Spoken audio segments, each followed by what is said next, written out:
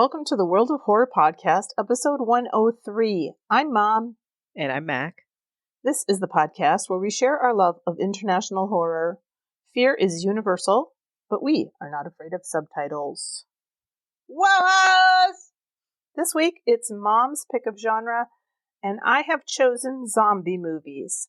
We reviewed 28 Days Later from the UK and 28 Weeks Later, also from the UK. I did not realize that that was not an American remake. Well, me too. Okay, it was sort of like a UK, US, I think also Spain joint. Yeah. It feels American, though. It does feel American. Before we get into it, fair warning, these discussions will include spoilers and language which may not be suitable for all listeners.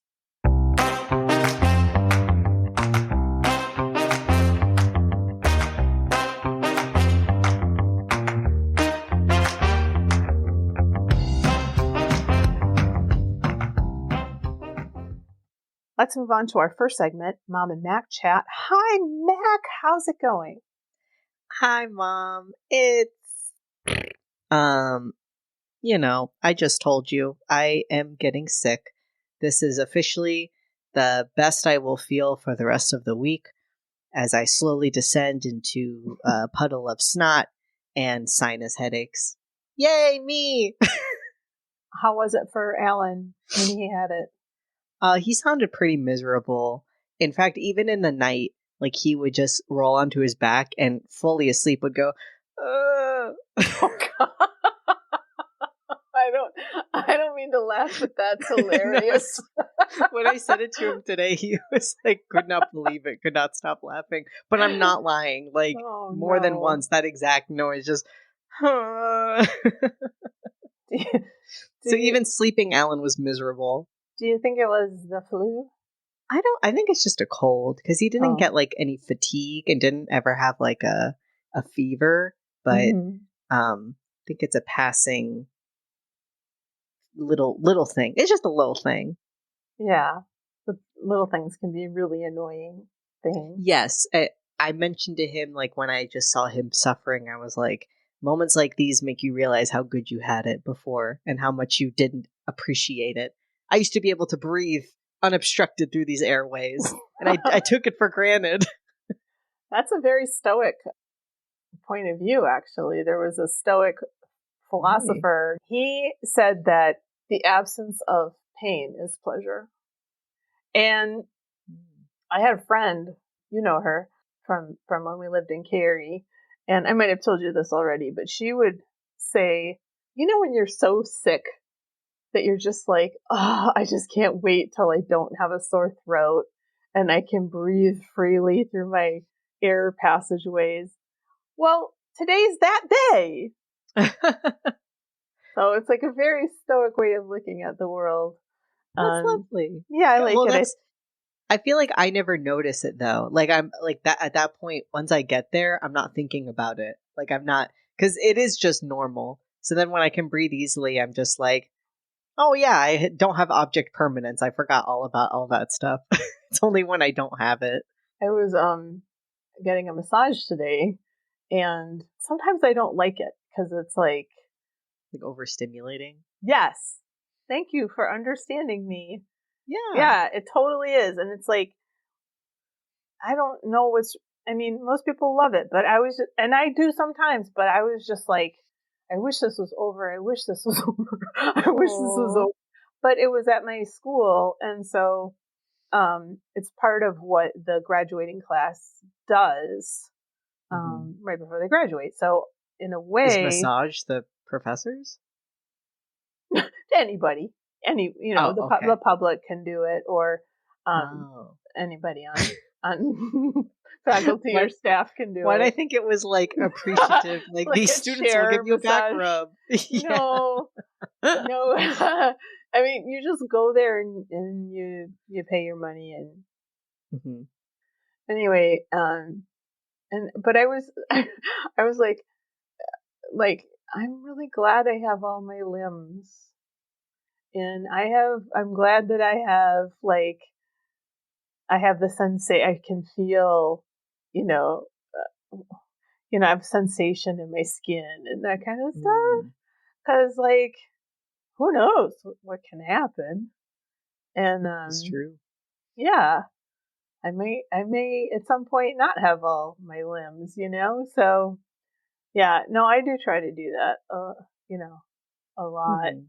But it's easy not to do it. It's And so much easier too to look back and be like, oh wow, now that time I was happy. Um, like when you're having like the best day of your life, you're not thinking this is the best. Like I feel like it's more often like, oh, that was the best day. But in the moment, you're like, I'm just feeling good. yeah, You know, yeah, how are you? I'm okay. It's almost the end of the school year, and this is what I've been Yippee! looking forward to all year. I'm excited. Yeah. But basically, I have to teach 2 more times, and then I meet with them 2 more times, and then we're done, baby. Yay! Yeah, so I'm so excited, and mostly, like I say every summer, I just want to work out and do art and do podcasting. I think I want to do more foundational episodes because I can do those all Yeah. by myself. And I'm teaching, but, trying to do that in a more chill way, as the Hmm. kids say. Yeah. We all. I mean, I'm not one anymore. They all say Do you that. feel like you're not a kid anymore? I am not. I am not. I I feel I feel like when you're a kid, every month like has significance. And now I'm like, did that happen 2 years ago? 3 years ago? 6 years ago? And when you're a kid, 6 years ago was like, oh, I was an infant. That's being a kid. Okay, that's true. I knew I wasn't a kid anymore, or I wasn't like young anymore when there was a generation of adults underneath me. Yeah. So, like, you're 26, so there are adult ass people with like jobs and, Yeah. degrees and stuff who are like younger than you are. Well, yeah, I even thought about that with like I don't know 18-year-olds like and just like how far removed now I feel from like 18 and now I'm like when I think of an 18-year-old I'm like I'm not like those people aren't adults. Like I mean I kind of already thought this a while ago but it just keeps getting further cemented cuz I'm like I don't feel like one so you definitely aren't one. Yeah, I get You're a that. child to me. And I mean that in a good like I think a lot Enjoy of it. 18-year-olds put a lot of pressure on themselves and it's like, life has yet to start for you. But I know the same thing is true for me though. Like I know like it's all about perspective. Like people in their 80s will be like 26, you sweet summer child. Right, yeah. It's true. That's why I like to have really old friends. Uh-huh. I was thinking about the podcast today. I was driving around and I'm like, what do I want to do with this podcast? I'm like, I want to interview old ass people. Like Yeah. people who are my age or older on the internet. Yeah. That's who I want to be on my podcast. Yeah. I mean, I Yeah, think but like I don't know. I think a lot of older voices just get like erased, yeah. just people that old don't exist. I was just even like listening to an Ariana Grande song and I just thought that this like line was so weird. She just said something like basically just being like I'm so happy that I'm pretty. Oh yeah, I'm so happy that I'm so young and so successful or something like that. And it's just like it's just so weird how much emphasis we just put on of like I'm young and I have my whole life ahead of me. And if you're not young anymore, you're either dead or invisible. Like that's so depressing because most of your life's going to be that part. There's only Yeah. a really small amount of time. And that amount of time, too, isn't even like the best time of your life. If it is, that's sad to me. Like, that's like, if you peak at like adolescence or like 18 or 20, it's like, that's a bummer. That shouldn't be Yeah. when life is its peak. Yeah, I totally agree. No, I think life keeps getting better and better. I recommend sticking around. Yeah. Yeah, because you learn a lot. And you do get all this perspective, and then you have like experiences that you can compare, it's not just like this one thing that happened to me. You have like 50 or 100 or 200 or 500 of those things. And that's a really good point. Thank you. Because like, I feel like that's so much anxiety for me is like, well, this one thing happened when I was a kid, and that's really scary now, because you had that one time that was really scary. But then a lot of times if that thing happens to you again as an adult, you're like, oh, I can handle this. I'm an adult now, And so I don't know. In every single way, I'm happier the older I get, Like, I feel like life is still scary, but it's like, I don't know. I feel like some people say, life was more simple back then. And it's like, well, it was, but kind of in ways that also fuck you up in a lot of ways, is you just think like, oh, my little school that I'm in, well, that's the entire world. These people I know, well, that's like everybody in the world, and then if you graduate high school, you're like, oh, that was nothing. Like, I never have to see any of those people again if I don't want to. So, older WoHos, get in touch. We want to talk to you. Younger WoHos, take a break. Just kidding. You can come on the podcast and talk about your favorite movie. We haven't done one of those for a while. Yeah, that'd be lovely. Speaking of old people. What? Old people, zombies. These aren't really zombies, though, so. Well, they shouldn't be. In the first one, they're not. We'll get into it. Should we get into it, Mac? We should get into it. Okay. I've been stewing. I know. I'm so excited to hear what you have to say.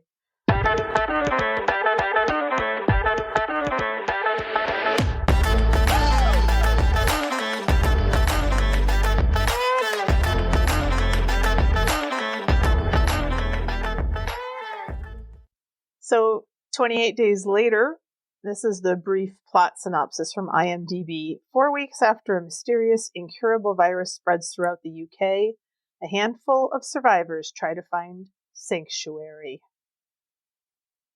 That's okay. Right? Yeah. So, this was directed by Danny Boyle. It was written by Alex Garland, and it stars Cillian Murphy, Naomi Harris, Christopher Eccleston, Doctor Who himself, Megan Burns, and Brendan Gleeson, Knuckles McGee. No, what's his name? Knuckles McGinty. I was trying to remember how I knew him. Well, you haven't watched Paddington 2 yet, so I don't know how you would, because that's... I think I've just heard you say his name. Knuckles in McGinty? Reference to Paddington 2. Yeah.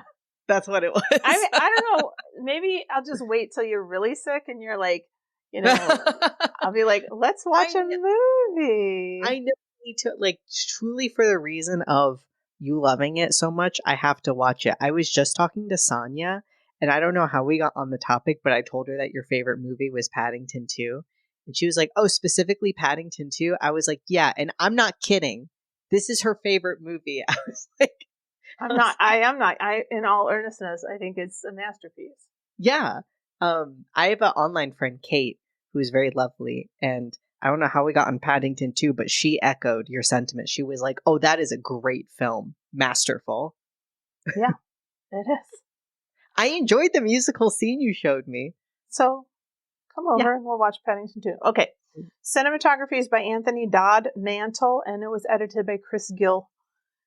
It was released on 1 November 2002 in the UK and Ireland, and 27 June 2003 in the US, and it has a running time of 113 minutes. I rented it on Prime. Same. So expensive too. Not even $3, $6. And for some reason, this is not always available. So some of the plot is from Rich Fife, aka Nightcrawler Kid 24 from themoviespoiler.com. Thanks, Nightcrawler Kid 24. So we have an opening scene of radical animal rights activists breaking into a lab to free some primates. Fucking PETA. A gorilla is tied spread eagle to a table, and a number of monitors filled with violent images are in front of him. Okay, I did think that this was a little bit silly, this scene in particular, because those monitors are so small. I know you have 1 million of them, but like, unless you're doing some Clockwork Orange shit of like, you know, having it, like that monkey's not watching. He's gonna go look at his toes or something. I'm like, that does nothing. You have 10 small monitors showing like riots, and you're like, yeah, now he's got the rage disease. No. I know that wasn't the only thing, but I was like, this is kind of stupid. Anyways. It's a fair point. Thank you. They are told that it is too dangerous to release the animals because they are infected with rage. A chimp attacks one of the animal rights people, who then vomits blood on someone else, and thus the pandemic begins. The UK's got some really lax security in like both point. movies. No protocols. Jim, our hero, awakes naked and without blankets, which I thought was odd, in a hospital. Dig out. Oh, it's out. Like, just... That is a good point. Why didn't they have a blanket on him? I guess zombies love to tear blankets off people, or I don't know. It's just... Like, they didn't... Okay. But, you know, so Jim was in a coma after getting into a bike accident. He's a bike courier, and so he's missed all of this.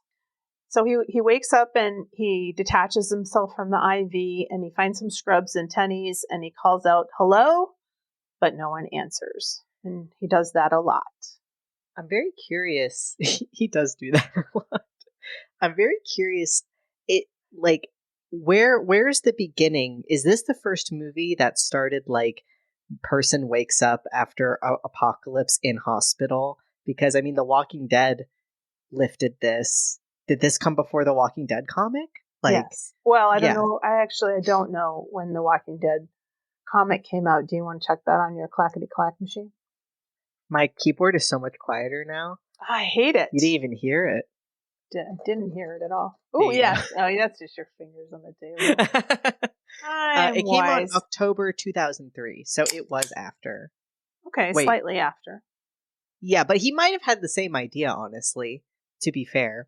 But yeah, I've seen that in video games too. I think it's it is scary. I think hospitals are scary anyway.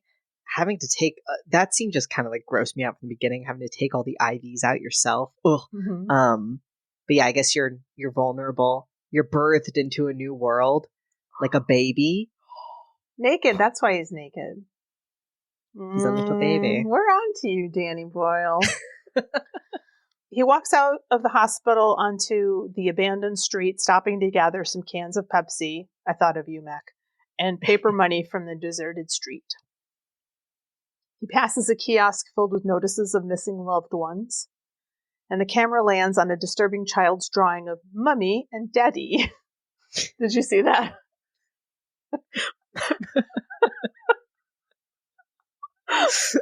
You know, if like somebody's like British, they're just gonna be like, "That's not funny," but we're like, "Mummy."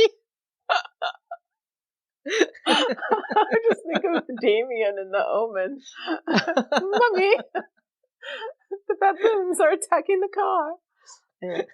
Jim stops by a church and finds countless bodies lying dead inside. On the wall is written, "The end is extremely fucking nigh." I love that scene because it's like such a slow pan up, and like you just see, you know, from the bottom up. So like nigh fucking extremely, and like your brain puts together the rest. I thought the very same thing. I was just like, that is so clever. Jim calls out into the church and draws the attention of a couple of zombies from the pile. A priest shambles toward Jim, but Jim crowns him at the last minute with a bag of Pepsis. So, because he doesn't know yet, so he's like, "I'm sorry, I shouldn't have done that." I know. No, you should have. You should have, Jim. He takes off running, and he's rescued by Mark and Selena, who throw Molotov cocktails at the infected. And they go into a shop. And they try to tell Jim what has happened, and that everybody's dead. And he's like, "Not my parents. I got to go see them." And they're like, "No, they're dead." And he's like, "But I have to go see them." So they're like, "Okay, but we can only travel during the daytime."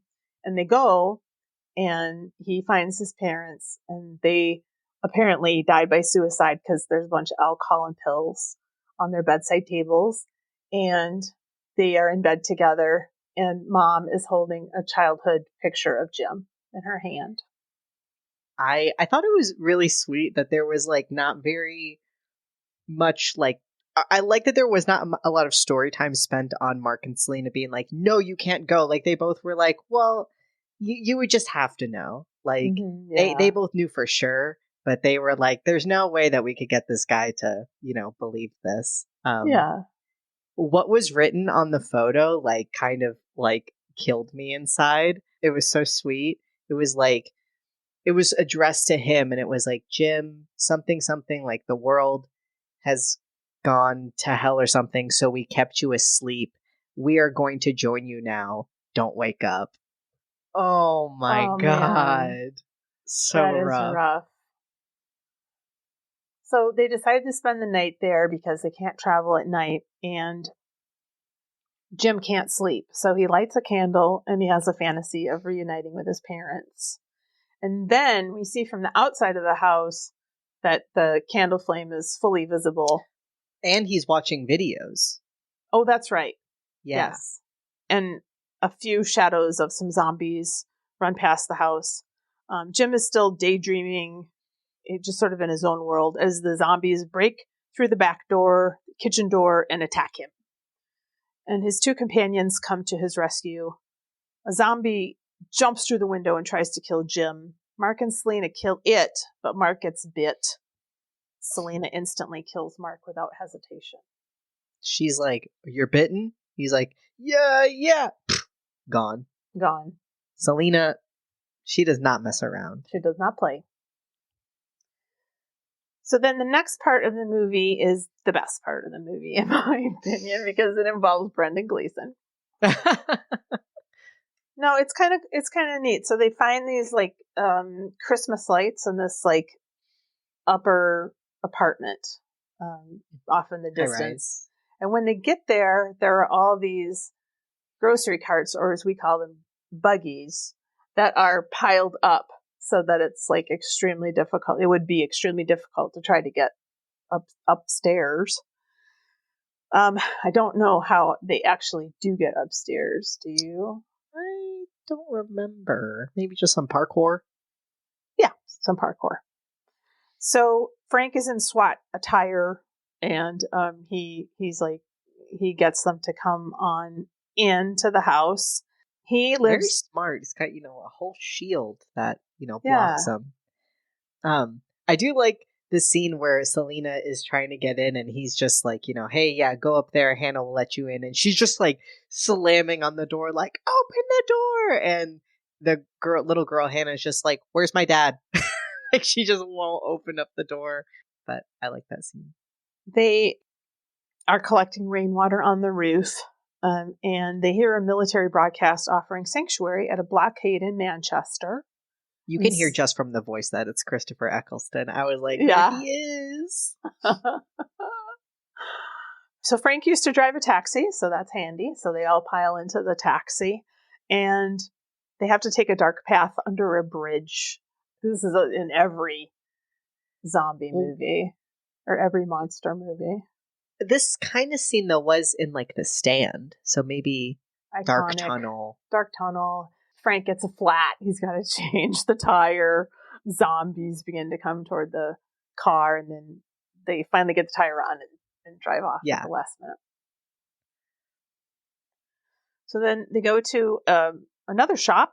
They get a bunch of supplies, and there's something about alcohol. I can't remember, but like, I don't know, like Brendan Gleeson really wants this one particular alcohol. Do you remember that? I don't remember. Anyway. This is another scene that I'm like, I feel like, we see all the time now of the survivors finding a treasure trove of an empty supermarket and just going ham, like in Zombieland. And I don't know if it's the first one, but it feels pretty early, Well, no, I think There was a movie in '84 called Night of the Comet. And these two teenage girls are watching a movie. And then when they come out, it's the end of the world. And they go to the mall. And that's great. The whole sequence where they're like, trying on clothes and stuff. They drive to a grassy area in the middle of nowhere and stay the night. Now, I was just like, do zombies like not like the woods or like fields? Or I thought maybe it was just that there were less people there. Yeah. I was like, you're going to sleep in the open, not in a tent or anything? That was weird. Like, not in the car, at least? Yeah. Yeah. But yeah, they all just sleep in this field. I love the characterization here, because, like, there's... Is it here where Selena's talking about Hannah and Frank and their relationship to Jim? I think so. Yeah, like, she mentions to him... Oh, yeah, because Jim and Selena are walking, and she's like, oh, what are you thinking about? He says, or she says, are you thinking about how something like, surviving doesn't have to be enough when she looks at Hannah and Frank, like, for each other, they're enough. And so then she realizes, like, that is better than, there is something better than surviving to look for. She's like, were you thinking of that? And Jim goes, no, that's what you were thinking of, or something like that. Yeah. It was very cute. That's pretty good. Yeah. I've done that before, where it's like, there's like, seems like in this moment, me and this other person would be having exactly the same thought. And then you'd like do a reality check with that person. They're like, no, I wasn't thinking about that at all. In the morning, they leave and go to a gas station. Jim goes inside and is confronted by an infected adolescent who he kills with a bat. Frank gets gas and they leave. And this is the worst part of the movie, because this is the part where Brendan Gleeson dies. It is really sad, though. It is, when you get to this point, it is like very uncomfortable. Also, the rest of the movie. Oh, like, yeah. I feel like it's way more, because human evil is so much more uncomfortable than mindless monster evil. You know what I was just thinking, Mac? Maybe humans are the real monsters. What? Did I just blow your mind? Never thought of that before. Every single movie. Ever. Okay, so this is just really terrible. So they get to the blockade and they find that it's deserted. So that's a little, well, very disappointing. Frank sees a crow feasting on a body.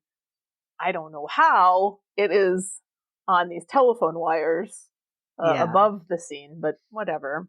Just go He's with just so upset, He's so like, because Selena's like, we gotta. She gets the right idea, and she's like, we gotta go, and he's like, go where, And I think he's just in that moment where you're just so like, everything sucks. Yeah, it's that Mad Max Fury Road moment. Yeah, it's that. They did it in The Walking Dead too, when they got to the, I don't remember the name, but they got to the sanctuary place and it was full of cannibals, Yeah. It's like, fuck this. So he sees this crow and he tries to shoo it away. The crow drops a little droplet of blood, which hits Brendan right in the eyeball. And that's a pretty cool shot, because it's like from the point of view of the blood drop. Yeah. Going into his eye. He knows immediately that he's infected, and so he tells Hannah that he loves her. And then she starts to come toward him, and he's like, get away from me, get away from me. And then he just goes full infected at that point. And Selene is telling Jim he's got to kill him, and Jim hesitates, and then he's shot dead by soldiers. So they are taken to this mansion, and they meet Major West, played by Christopher Eccleston, and he shows them all around, including in the out back, there is an infected soldier who is He's just got chained up. And his name is Mailer. And they're just keeping him there to just sort of study him and see what happens. I was trying to think, is Mailer anything to do with Courier? Or, like, is that just his name? Am I looking for too much symbolism? What did you think about with Courier? Like a messenger? Well, yeah. I mean, he definitely sends something towards the end of the, and Jim is a courier, I don't know. I don't know if this connects at all. I mean, I didn't think too much about it. But it could be because I think in the second one, Doyle is supposed like Danny Boyle, But anyway, late that night when they're eating dinner, zombies begin to break into the compound, and the soldiers go outside and take them out. And the vibes are off. Like like one guy is forced to wear a pink apron. And he's the one cooking, and they're, I guess since he's the guy who has to cook, and Major West doesn't like, the food he made. And like the first thing he says to Hannah, he's like, well, I hope you know how to cook, of course, girl. Yeah. It's just, it feels, there's no women there. It's only these macho dudes, insecure feeling macho dudes. And obviously Hannah's dad, even though it wasn't their fault, he got zombied. I mean, it's like pretty horrible cold open to this, group of people. Like they just shot her dad dead right in front of her eyes. Yeah. And vibes are just off. And West reveals that the broadcasts were meant to lure female survivors to them so they could be raped and impregnated. It's such a horrible scene when he's telling this to Jim. It's like the way he says it is so like, what else could I do? I mean, I think it's perfect characterization, but like it's so upsetting because he's like, I promised them women, I found one guy about to kill himself, so I had to promise them women, as if like, that's okay, like it's just so wild. Like, yeah, just so creepy. And I saw this in the theater, and I just remember thinking that this performance was really good. Because at first he's very jovial and welcoming and everything, but just a little too much though too. He's very good at playing, I guess, a creep, Yeah. And then when he goes full creep, it's very believable. Yeah. And that's why when he played Doctor Who, I was just like, really? Like, because he does play villains a lot. Yeah. Yeah. But I love him so much. I saw just some posts he made on Facebook or something, saying like way before the Queen died, but just being, I believe it was him. There's like a picture of her in a crowd, and he just said something like, "There goes like Queen Awful in her stupid hat," or something like that. And somebody was like, "You shouldn't say that," and he's like, "I'll say it whenever I want." Yeah, because I believe both him and Killian are Irish. Oh yeah, Killian is for sure. I think Eccleston is Irish too, because I think I saw him talking about like the erasure of like Irish people with the UK. Yeah, Christopher Eccleston, Irish. Small amount of Irish. The soldiers attempt to kill Jim after he says he is not down with their plan, but Jim gets away. This scene really stuck with me from when I saw it. Selena trying to give these tranquilizers to Hannah. Because they had some Vicodin or Valium. Was it Vicodin or Valium? I don't earlier. know. Yeah, because Jim was like, when they were in that grassy knoll, was like, Selena, how are you able to sleep? And she's like, these. And at the time, Hannah's like, Dad, I can't sleep either. Like, can I have any? And Jim's like, let her live a little. And Dad says, half of one. And now they're being used to, like, well, yeah, because she's like, are you trying to kill me, Selena? And Selena's like, no, I just want to make it so that you don't care. Yeah. That's so, like, that's worse. That's so much even. They have these like sort of ball gown dresses that they're having the women wear. And Selena's really like clever. She's like, if you want us to wear these dresses, that's fine, but you got to like leave the room. Like you can't like be in here. And she's definitely trying to protect Hannah as much as she can. Back at some kind of junkyard, Jim kills one of the soldiers and Major West heads home after nearly being killed by some grotesque zombies. This scene I thought was pretty, like, stuck with me a little bit. I don't remember the name of, there's a military guy there who's not evil. Like it definitely sees the issues going on, and even Christopher Eccleston like points this out. He's like, this guy's killjoy, but he seems to be the only one who's like, this is wrong what we're doing, and so they're going to kill him. And the guy that's going to kill him just, instead of gets the gun, he gets the bayonet, and the guy's like, so that's how you're going to kill me. You're going to stick me like this, like a dog. And I just thought that was so rough. As Jim arrives at the house, on another level of the house, he shoots Mailer's chain and sets him free. This begins a whole chain reaction of Mailer killing soldiers and infecting them, who in turn start killing and infecting other soldiers. Hannah and Selena are sitting in a room as Hannah tells one of the rapists that he'll die soon. The rapist turns to the window only to be surprised by the maniacal Mailer who infects him. They run upstairs while being chased. Jim begins to kill the soldiers. I mean, he's like got no shirt on. He's just like full, assassin at this point. And so he's killing the soldiers and letting them be killed by the infected. Hannah hides from the rapist zombie as Jim saves Selena from another psycho soldier whose eyes Jim gouges out. Yeah, I think that was before that guy turned into a zombie even. Like, I think he was just kind of guarding her, and he was just like, fucking, like, let's go, Yeah. and gouged his eyes out. Also, the scene where Hannah's hiding is so spooky. Like, she's in a bathroom and, like, on the back of a mirror as this zombie is, like, looking for her. So all of these things have introduced to me an interesting zombie lore for 28 weeks later, Mm-hmm. I feel like there's some very specific things that are different. Like, they are not necessarily zombies because they can starve to death, Mm-hmm. and in this movie, they can be felled by a regular human strike. They do not need to get their head torn off or anything. And when they're down, and they don't have like superhuman running speed or sense of smell or anything. Important to note for the next film.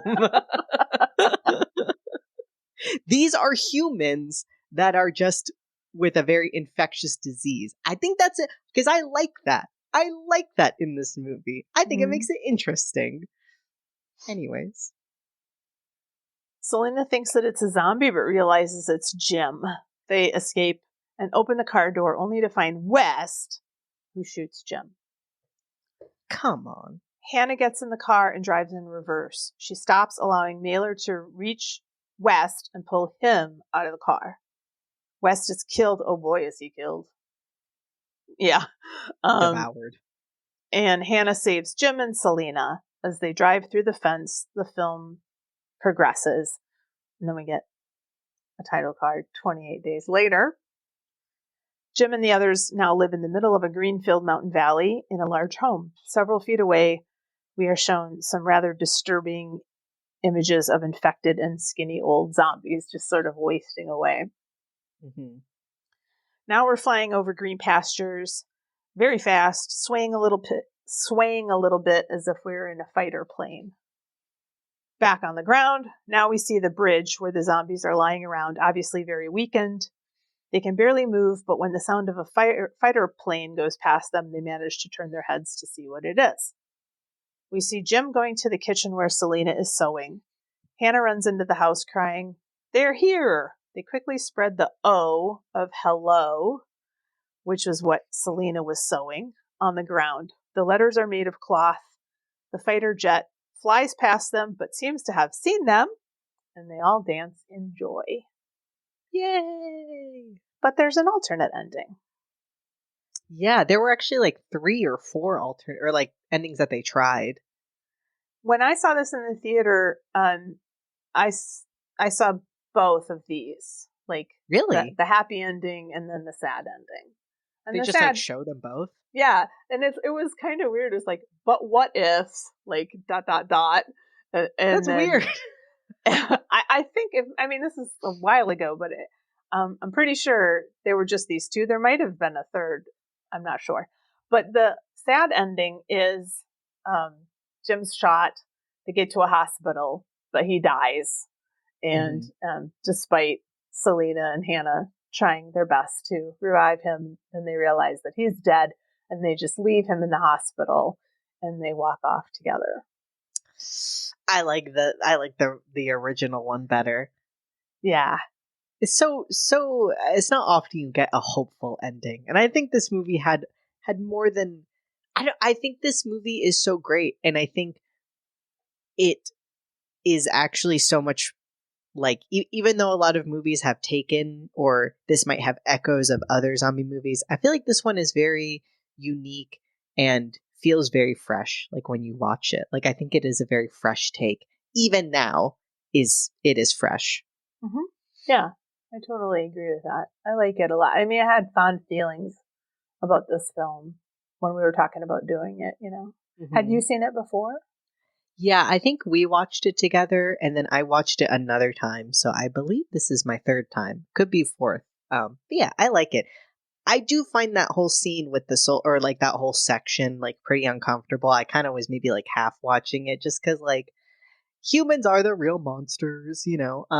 And I don't know, just I know it's a very real issue, but just when like assault gets brought into a movie, it just makes it doesn't. It's not that it sours it. It's just more like it brings an energy into the movie that I don't really want to be around. Do you know what I mean? Yeah, and I have to say that a lot of Letterboxd reviewers felt that way too. Yeah, that would probably keep me from a 5-star review just because I don't know.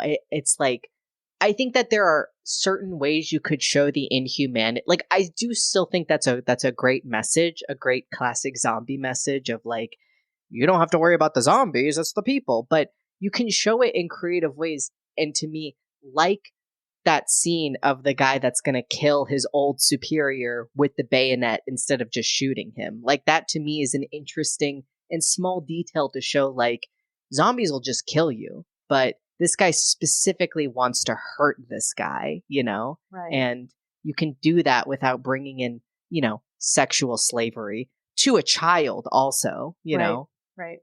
On so many levels, it's upsetting. Well, I wonder if we should just skip to the Letterboxd reviews. There's a bunch of trivia here too, but just because we're talking about it, I wanted to read some of these reviews. Sure. So, Courtney gave it a 1/2 star. Arse. Bianca Solis gave it a 1/2 star. Rant, because this movie was god awful and I couldn't wait for it to be over. Why was this recorded with a fucking potato? It was so ugly, and half the time I didn't understand what was happening with the way some of the zombie scenes were edited. It was so boring, and having the climax be about raping women was beyond weird. And why did they get Cillian Murphy to take his shirt off so many times? You know why. Well, I have to wonder about that too. I mean, he's like 130 pounds soaking wet. I mean, he's not exactly, you know. But movie starts with his dick out. Like, that's true. We've already seen as much of him as we can. Might as well see more. Towards the end, he had his hands zip tied with a shirt on, and the next scene was cut to him with no shirt, and his hands still zip tied. Like, that makes any fucking sense. And why were they so loud? Wouldn't the zombies have heard them screaming and throwing shit around? So much shit didn't make sense about this movie. That's fair. Kaiden gave it a 1/2 star. Oh my god, it's so boring. Nothing happens. And the moment something does happen, it's soldiers wanting to SA a child. Fair. Cross-eyed Shark gave it a half star. I'm pretty sure this was filmed on an Android. Okay, I did think it did look like fuzzy, but I didn't hate that. I don't know. I'm interested why so many people are so upset about it, because I thought it gave it a kind of charm. I don't know. I think that was the intention, Mac. So yeah, but I liked it. Aiden asterisk plus gave it a half star. Boring, and I can't get past how it's filmed on a potato. What is this on a potato? Is that an expression? Oh, you haven't heard this? No. I think I don't know where it started, but it just I actually do say that all the time. Like when you see something that's particularly heinous, it's just what was this filmed on, a potato? I never heard that before. The asking if it was filmed on an Android though is also very good. There's a whole meme about Android phones. Like there was this classic Vine I saw once of this like woman talking, and like the whole video is just glitched out in the worst quality, and she's like, stop saying that Androids are bad. I love my Android. I haven't heard of a film being shot fully on an Android. I have heard of films being shot entirely on an iPhone, but not an Android. Touch My Lala gave it a half star. So bad. I only watched this movie for Murphy, and it was not worth it. Acting sucked. Looked like it was filmed on a BlackBerry. BlackBerry? Do they even have cameras? I don't think they had cameras. That makes it even funnier. Like those were PDAs. They didn't have cameras. Julian Dink, boy, gave it a half star. My God, this looks terrible. But Sadie Martin gave it 5 stars. I almost didn't get to see this one thanks to streaming nonsense, but I'm so glad I did. It's bleak and emotional and incredibly sweet when it wants to be. But you remember, it hasn't pulled any punches yet, so when the third act rolls around, you're just waiting and tense. The whole low quality to the visuals adds to it. It's like a lost mid-budget 80s horror that knew just how to use what it had. Just a great movie. I agree. Aloe Lizard gave it 5 stars. Killian's eyes canceled the apocalypse. I know. It's true. Beautiful eyes on that man. V Bat gave it 5 stars. I'd let Cillian Murphy gouge out my eyes. All right. Okay, V. All right. That's a little bit much. Nay gave it 5 stars. Steph's first time watching it. She judged me hard when I said Cillian Murphy gouging that guy's eyes out was hot. And I am too. Emoji. I am judging you as well. I was gonna also say the gall of V to say that while putting a heart eyes emoji. Yes. You won't have any heart eyes after he's through with you. I don't like that trend of saying, this guy can murder me and this guy I don't like it either, because they're not going to. He's not going to. He wouldn't do that to you. No, but also, I don't know. I just don't like it. I just don't like that being an punch me in the face. That being an aspirational. I've seen a lot of things where also like celebrities who those are said about will read that, like they'll make them read them out loud, and like that's just so creepy. Like I've seen Oscar Isaac read a tweet that's like, I wish I'd let Oscar Isaac punch me, and he's just like why would you say that? Yeah. It must be so uncomfortable. Finlay Films gave it 5 stars. Such a good watch for those new to the genre and purists alike. I absolutely adore this film. I love the way it looks. I love the way it sounds. And if it had a smell, I probably wouldn't like that because it would smell like dead bodies. But you get my point. What a fucking banger, man. Cillian Murphy, you sexy, sexy boy. Bumping up to 5 stars. About time. He's like having a conversation with himself in this review. I love it. Alice the Gooner gave it 5 stars. Ironic, after COVID, quote, they quarantined us, and the scenes of London at the beginning, worth the wait and effort I had to go through just to watch it. Probs, don't watch with your family or if you know you're going to be home alone. If anyone wants to borrow the DVD, we might as well make the £2.20 I paid for it worth it. So I guess hit up Alice the Gooner. I love Letterboxd. Interesting name. A little bit of trivia. I do love the name. Or the Letterboxd. I don't love that name. I don't love Alice the Gooner's name. I like Letterboxd. For the scenes on the motorway, the production got permission to shoot on the M1 on a Sunday morning between 7 and 9 a.m. The police gradually slowed traffic in both directions.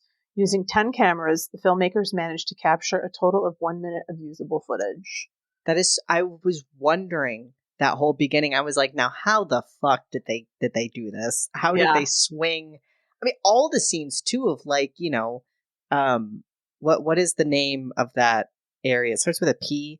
Piccadilly Circus. Yeah, I was like, how does that look clear? Yeah, how? Because it looks like a barren wasteland. That's why they shot it on video because they had to get these really quick shots. You know, like just at like 4 a.m. or something. Alex Garland and Danny Boyle did a great deal of research into social unrest, drawing ideas from things that had happened in Rwanda and Sierra Leone, such as the piling of bodies inside churches, but drew the line at using any actual footage from such incidents in the opening montage. All footage featured dead bodies / desecration of bodies was faked. Good. This is one of the first mainstream films to be shot entirely digitally as opposed to with film. That's interesting. Cillian Murphy's nude scenes were done on a closed set at Murphy's insistence. Well, I don't know why he had to have his dick out. I'm all for more dicks. Yeah. Don't get me wrong. Don't get me wrong. It doesn't really. I guess if it's just for like the metaphor of like, you know, it's a new life, then I get that. And the whole closed set thing, good. I wish and hope that everybody got that treatment, because that's. What a like vulnerable thing to be doing, you know. Anything that you want should be given to you. Yeah, I agree. But there are I will tell you this though, and this might be disturbing for you to hear.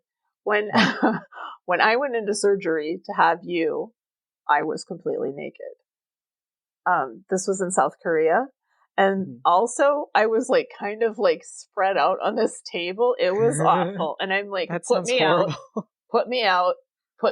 I don't want to be awake for this. They're like, we have to wake up the anesthesiologist. I'm like, well, get him. Yeah, wake him up. I'm displayed for all to see. Knock me out. Knock me the fuck out. The scene when Major West reveals his plans for Hannah and Selena to Jim was written by Cillian Murphy, Christopher Eccleston, and Alex Garland the night before it was shot. A different scene had been scripted and shot, but no one was happy with it, especially the two actors. Interesting. I'd be interested to know what it was that they didn't like about it. I do think it's pretty well written, you know, because he's like you said, he's trying to make a case, and it is one of those like. Or sorry, what were you gonna say? I was just gonna say, if you were insane, you know, it might make sense, you know. Yeah.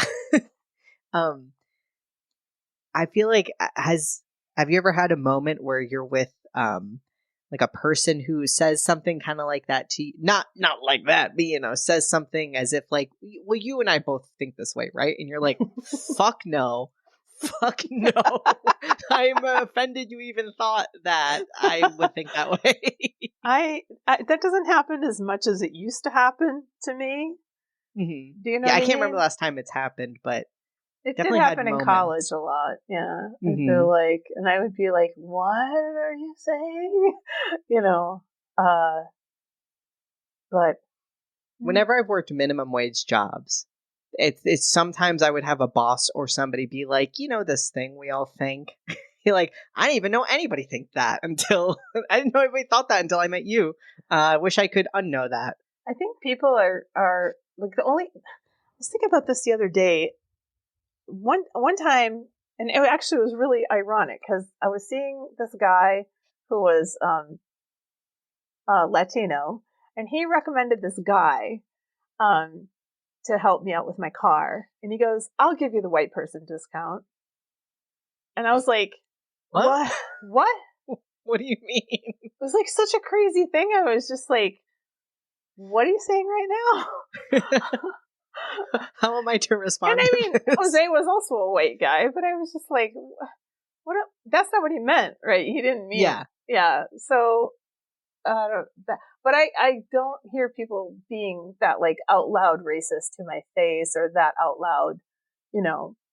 So actually, sometimes students do say really dumb things, but I usually chalk it up to, they're young.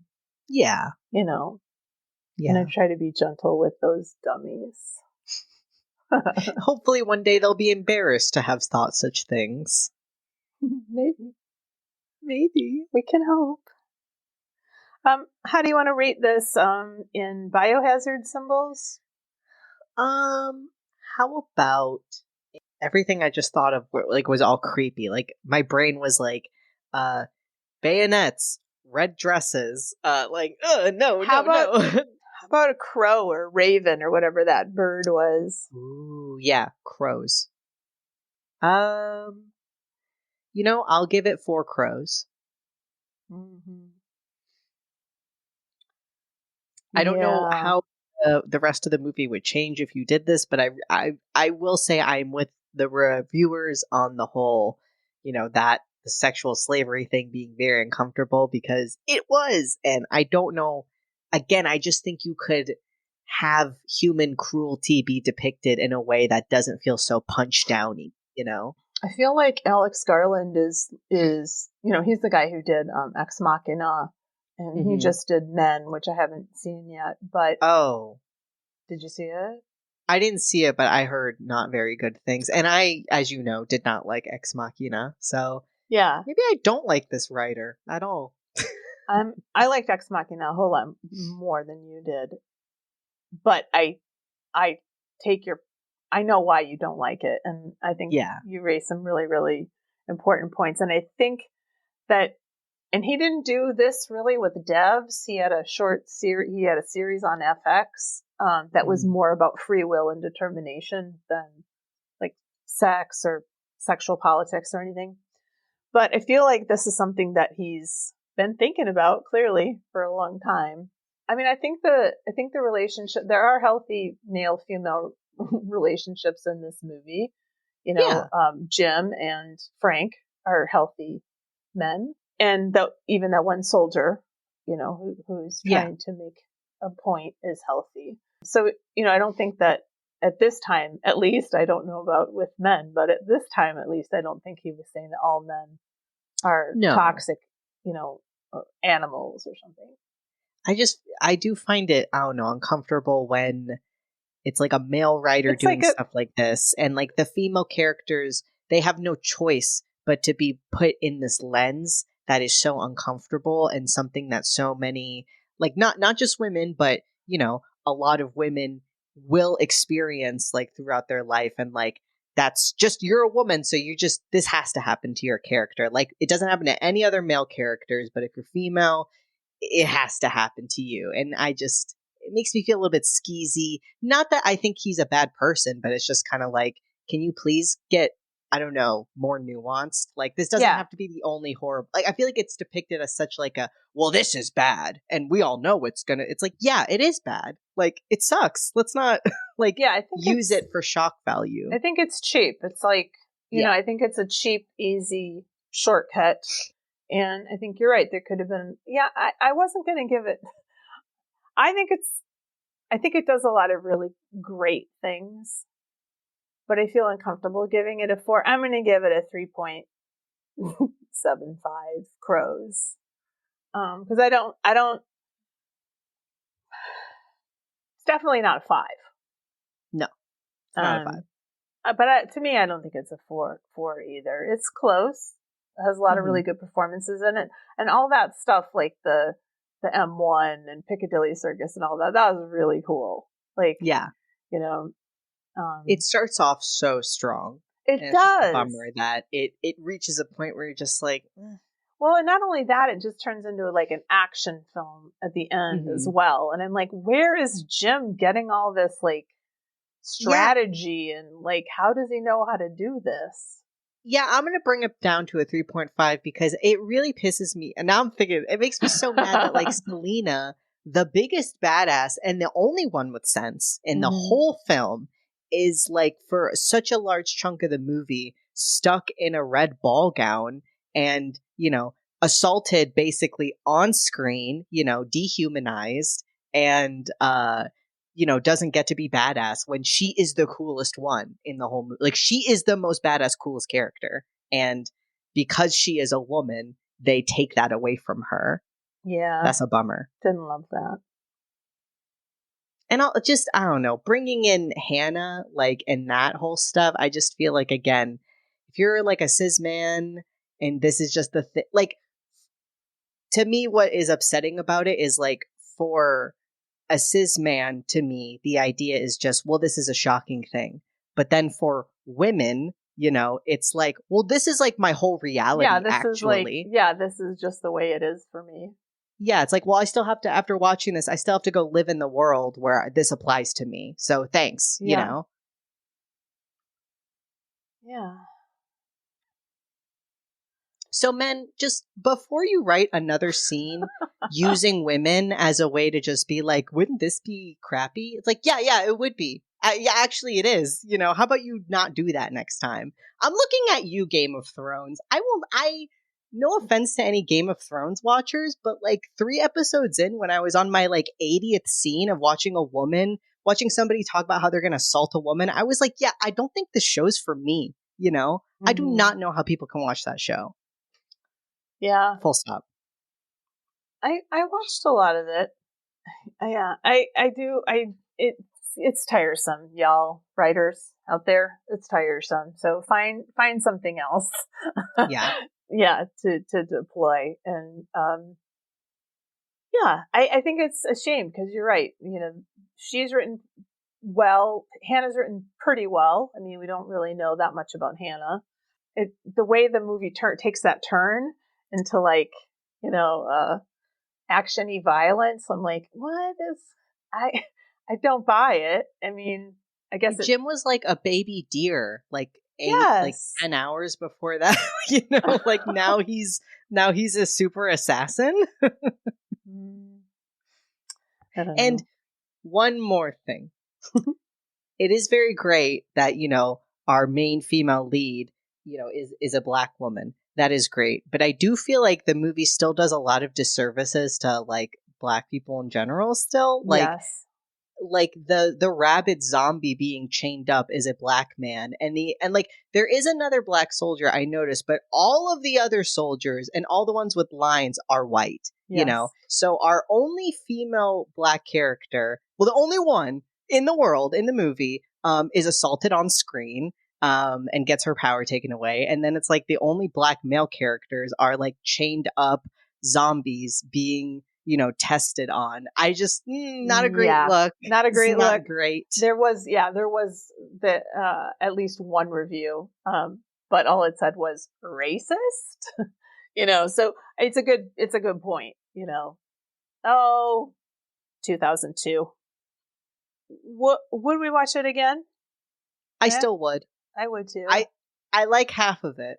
Do you have a favorite scene? I mean, I do think that those scenes in the beginning really make the whole movie of him walking around, you know, all the deserted areas, like picking up his cans and whatnot and his hello. Like, I do think those are like really great parts of the movie. And like, I genuinely did sit there and think like, how did they do this? Like, because it looks so good. And again, big difference between this and the movie we're about to talk about, because it does not over rely on like digital editing. Like, you can tell that those places are empty, and I think that is like a really cool part of the movie. Yeah, I agree. I like that too. I kind of already said it. I like the whole section with Frank and Hannah, just from the, grocery carts and the Christmas lights and just that whole, I just like spending time with those characters, that little bit of the movie. Yeah. Yeah. It really does all go downhill after he dies. Like, yep. You're riding on a high, and then it just continues to crash, and you're like, Jesus, that they just should have at that point known we can't kill Gleason. Yeah. We can't kill him. What are you thinking?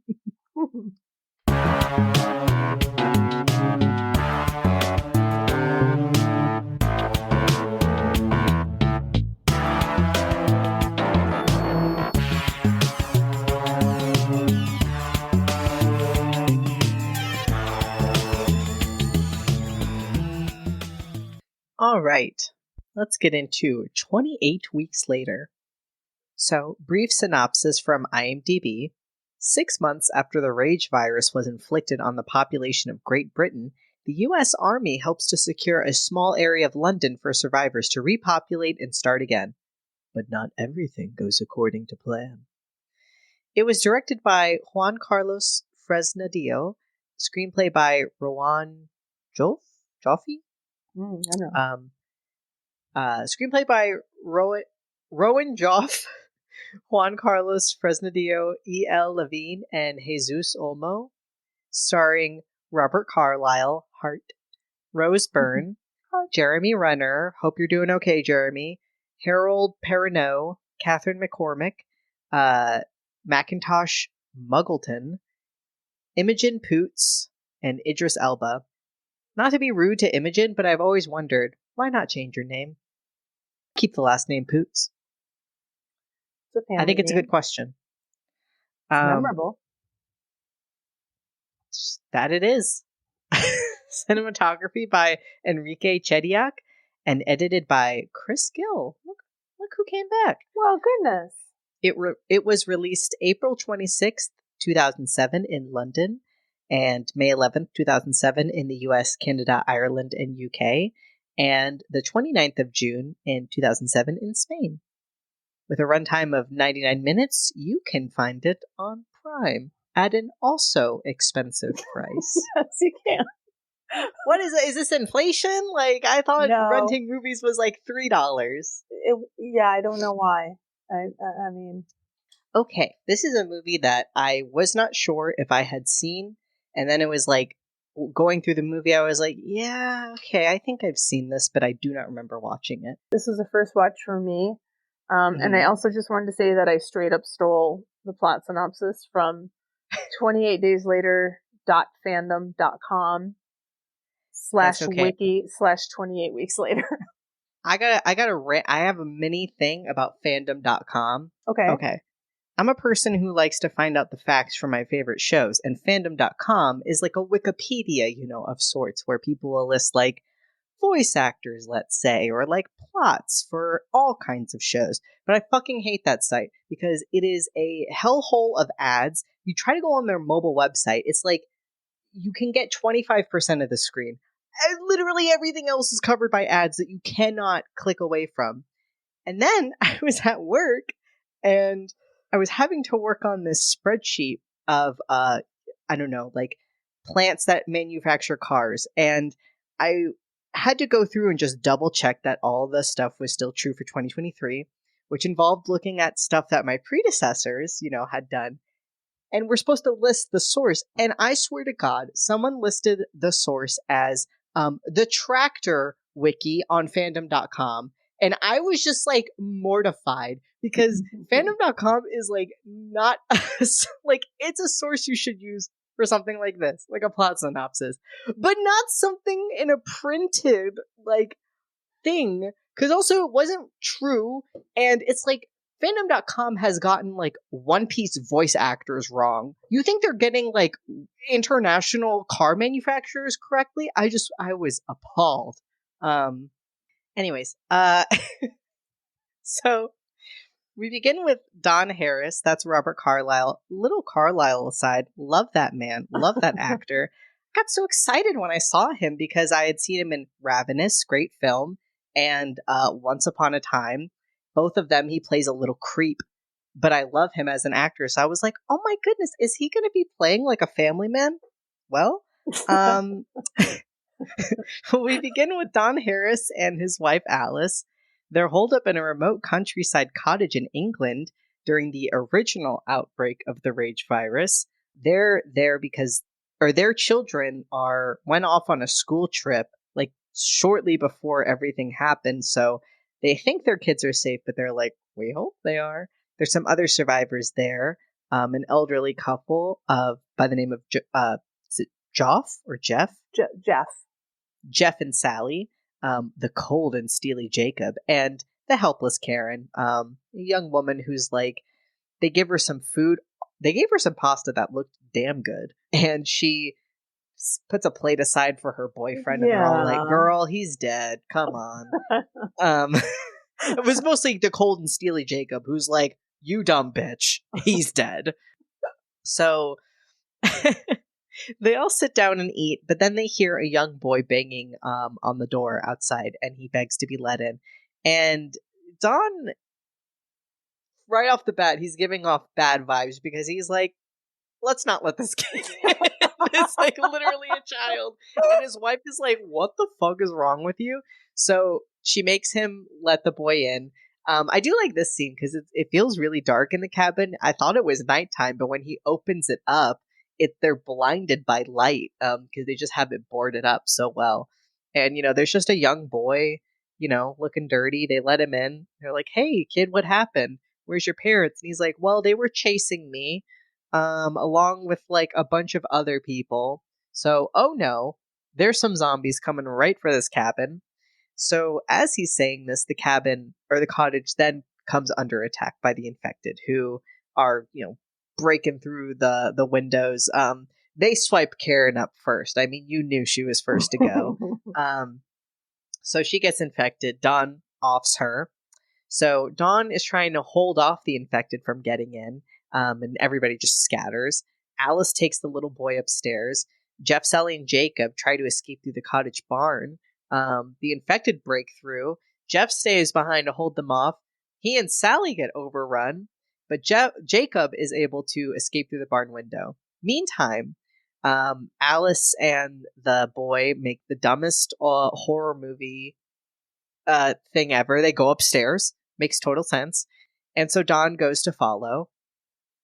They're in a room where, zombies are bound to come in soon. And he's trying to convince Alice to go with him, but she's like, no, I got this whole ass kid with me. And the infected corner her, and she's like, Dawn, help. And he's just like, sorry, I had to do it to you. Peace. And he closes the door on her. Literally, like, I was looking up, like, what other things has Robert Carlyle been in? Oh, he's evil again. And this scene is honestly kind of funny because Alice is like incredulous face of like, are you really doing this right now? As he's like, sorry. So he condemns his wife and mother of his children and a child to die. This is not a great man. He hauls ass. And and it's so funny because we even get a shot of her through the window being like, motherfucker. So we get a great scene of the infected running him. He manages to flee to this river dock, and Jacob is there, still alive, attempting to escape by motorboat. So he helps Dawn get in, but when they start it up, Jacob falls into the river. And interestingly, Dawn tries to help this guy. Dawn is like, yo, grab my hand. Well, he gets infected, and then Dawn's like, well, runs him over with the boat. Blood in the water. This is an interesting start. And so he escapes downriver from the infected and gets out. So after the rage outbreak destroys and wipes out Britain, over the following 28 weeks later, the infected die from starvation. And a US-led NATO force enters London and begins repatriating the city with Britons. Now, I've got a few issues with this. So you're telling me that every single British military is gone. All of them.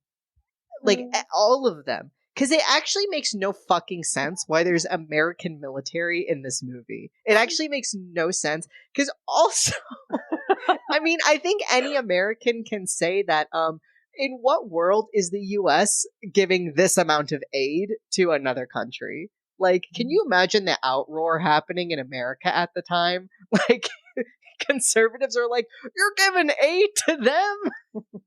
We're sending all these military over to London?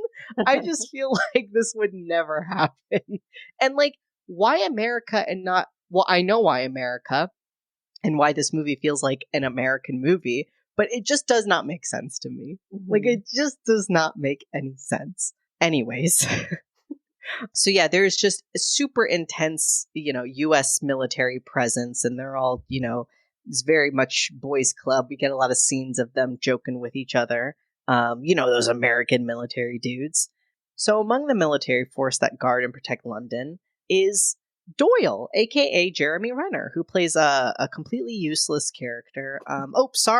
Did I say that? Well, I meant it. And he's got his good friend, helicopter pilot Flynn, as well as Chief Medical Officer Scarlett Levy and Operational Leader General Stone, and Don Harris, who has been made caretaker of the fully functional and fortified zone.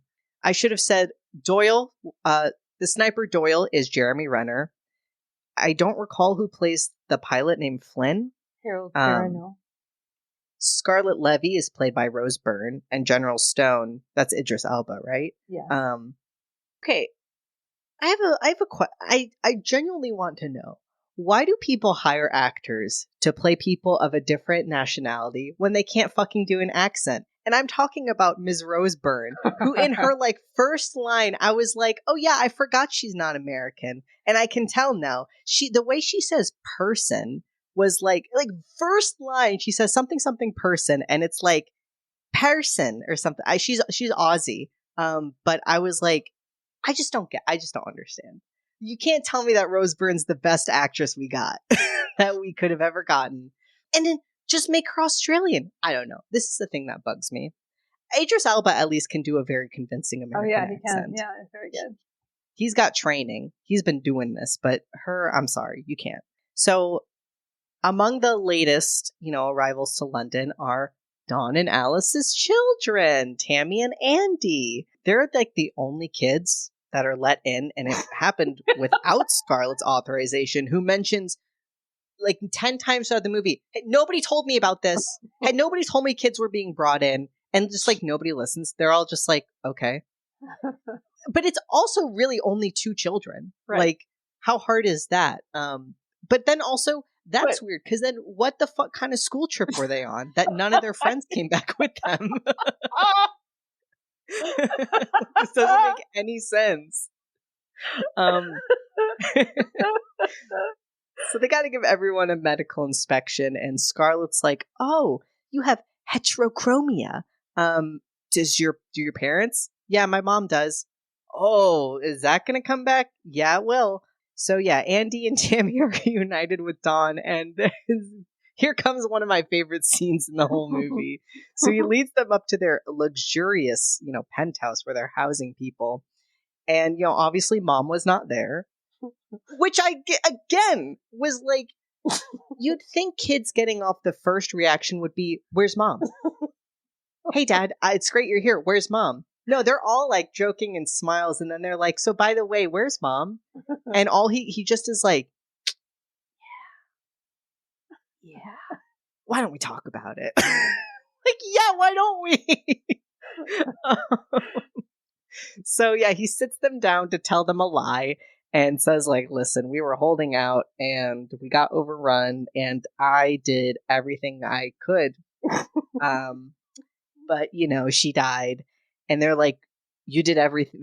You did everything you could. Yeah, totally. And they're like, you watched her die. And we get a little flashback of her in the window.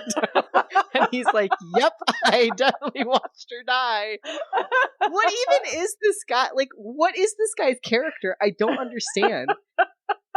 He cares about his kids, but he doesn't give a shit, fuck, or a damn about his wife. Well, no, he did. It was, this kind of reminds me of that movie Force Majeure, which I don't think you've seen, but that's with the avalanche and this man, abandons his family, grabs his iPhone, but and I heard Paul Scheer like defending the guy on his podcast because he was just like, it's a moment of survival. Like you're not even like rational at that moment. You're just, acting on instinct. I don't know. I would like to think that my instincts would still be to try to preserve my family, but who knows? To me, like the real question, I guess, is always presented in movies like this. True, none of us can know what we would do in the moment, but isn't the whole point like, why live in a world where you condemned your wife to die? Would it not be? His argument is like, well, I needed to get to my kids. Well, he doesn't really do a great job of protecting them either, but we'll get to it. But it's like, wouldn't it be more noble to like die saving your wife than live in a world where you condemned her to die? But also, if you do that, be honest about what happened.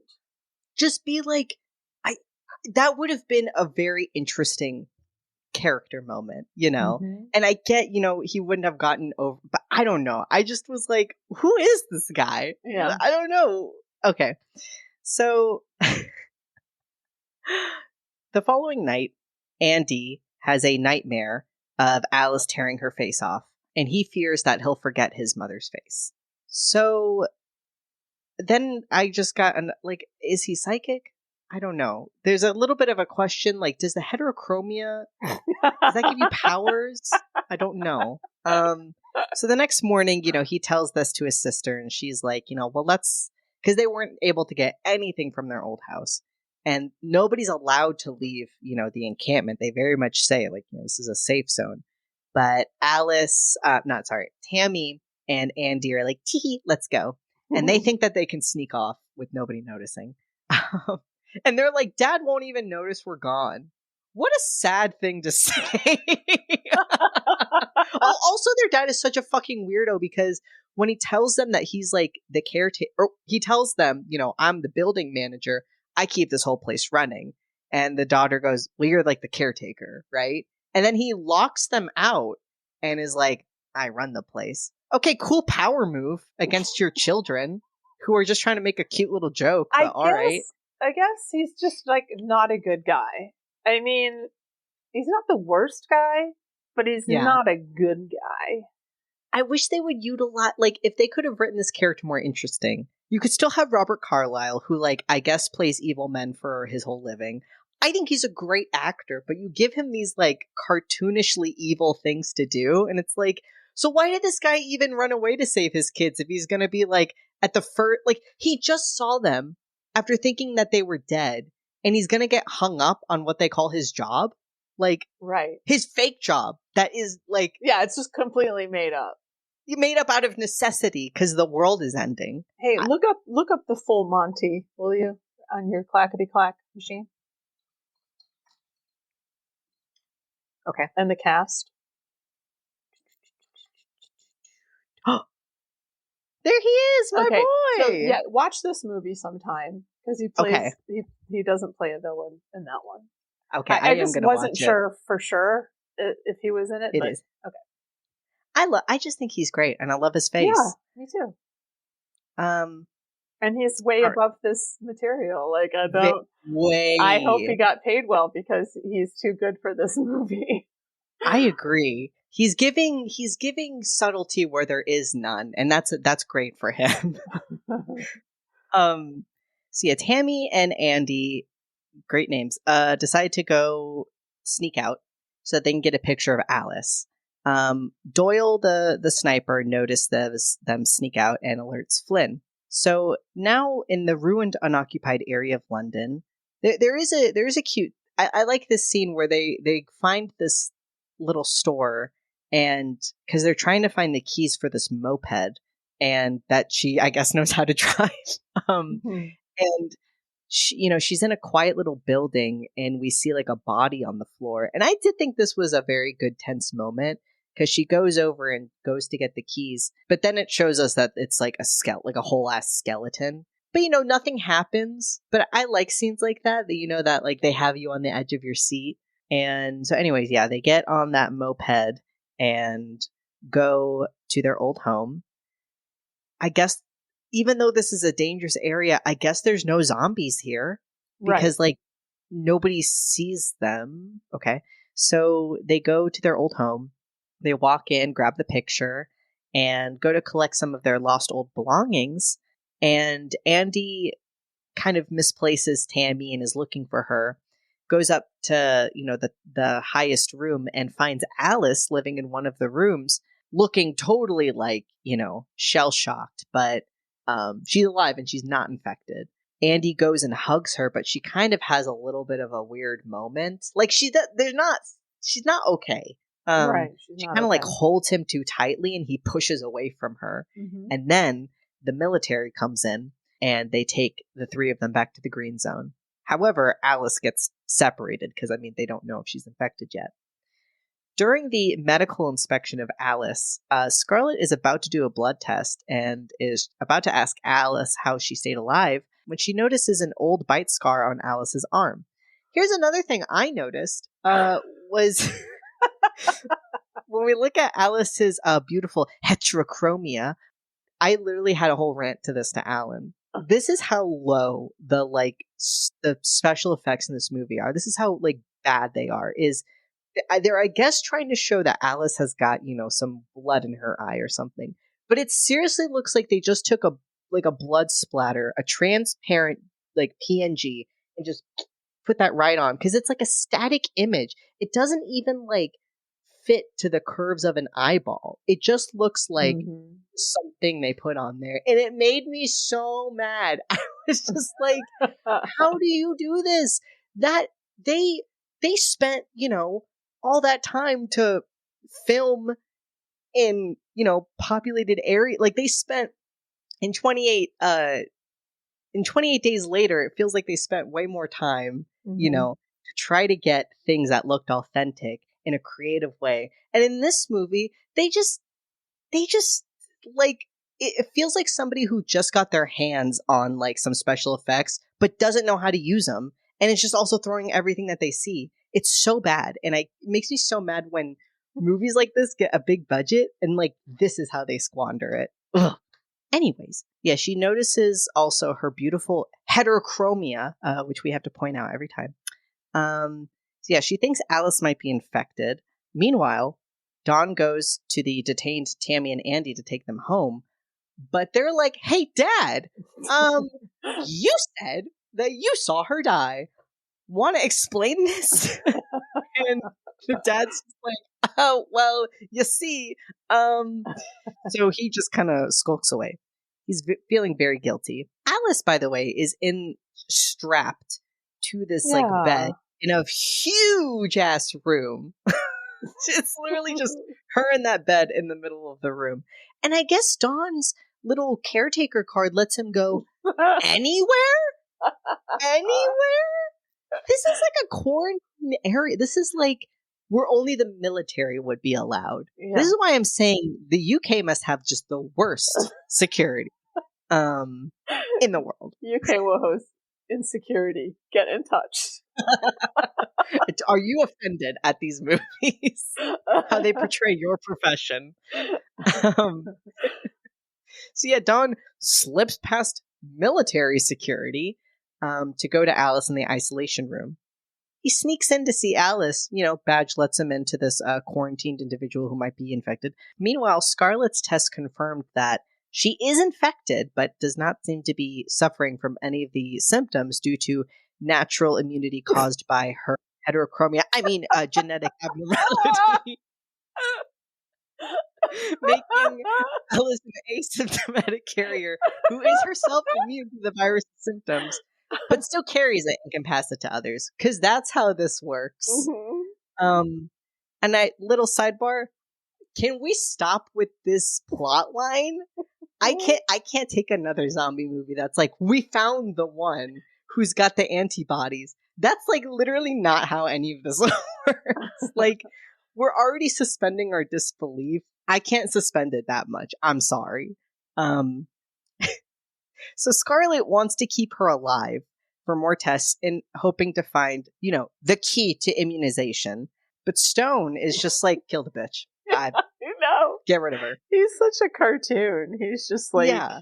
They don't use Idris either. No, what a great, phenomenal wasted. actor. Yeah. He's literally just used as like, well, you guys like this guy, right? Put him in a suit and put him on screen. That's it. He's an intimidating black man. That's all we need. But we'll offset that by putting him in a position of power to make everybody feel like it's not racist. We won't have any other black characters. And don't even suggest we have women of color. If you do, you're thrown out. Get out of here.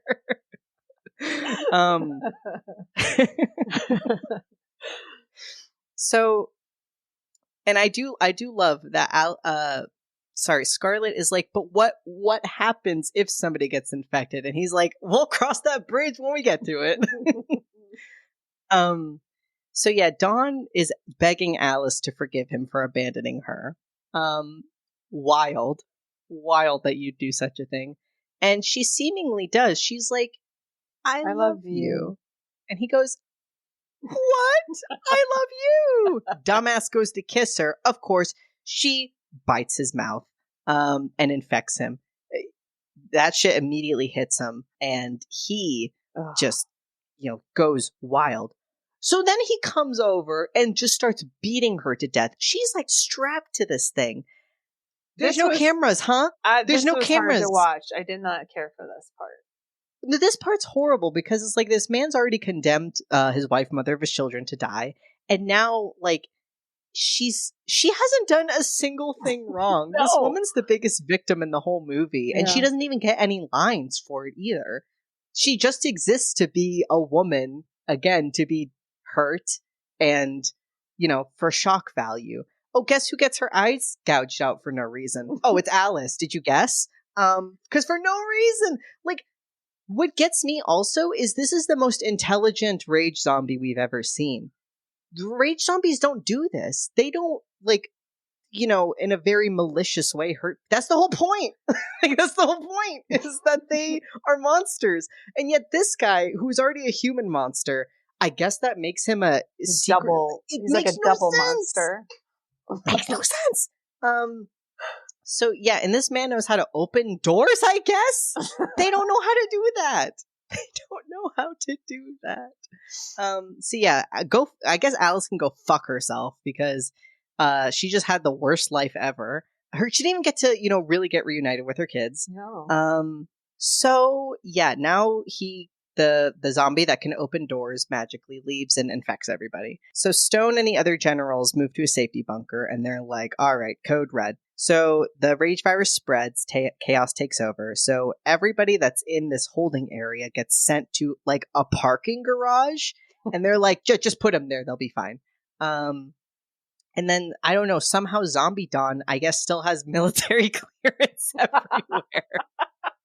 Because he gets in. How does he get in? I don't know.